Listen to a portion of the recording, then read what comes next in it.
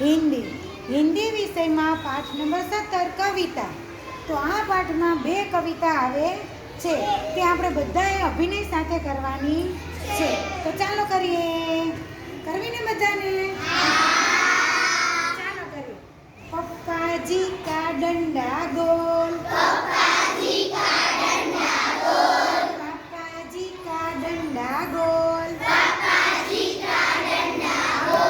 mummy जी की रोटी गोल, नानी जी की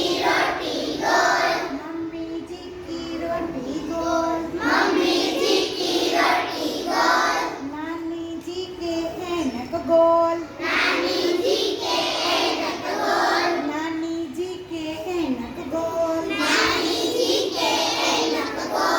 नाना जी का पैसा गोल,